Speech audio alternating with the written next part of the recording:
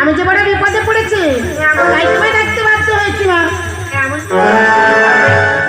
সাতালি পর্বতের হোবাসর ঘরে পালঙ্কের বনিকটা ছিল লক্ষিন্দর তাকে দংশন করে আমার নামের প্রচার করা বিশ্ব চরে। আমি পারবো না মা, আমি পারবো না।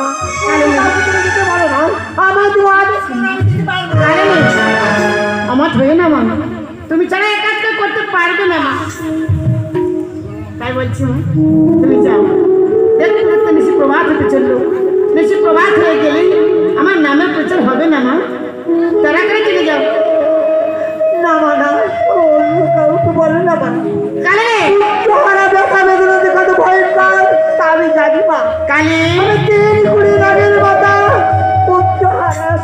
আমি সব জানি মা। আমার বুকের ভিতরে পুত্র হারা ব্যথা দেখাতে জমাট হয়েছে, তা তুমি জানো না মা।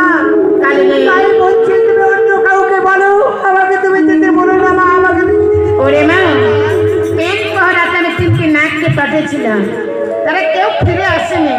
এই কাজ তুমি ছাড়া কেউ করতে পারবে না মা। তোমার হয়ে না, তুমি যাও, চলে যাও।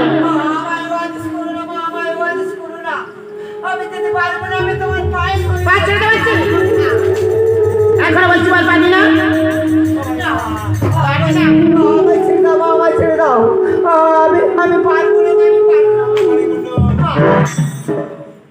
আসা না তো সহজ, যাওয়া তো সহজ নয়। এখনো বলছি বল, কালে দিয়ে যেতে পারবি কিনা? পারবি না? এবার তুই দেখতে পাচ্ছিস? এটা বলতো খাওয়া জিনিস তোর শেষ খাওয়া খাইয়ে দেবো, সারা শরীরটাকে ক্ষত বিক্ষত করে দেবো। বল তুই আমি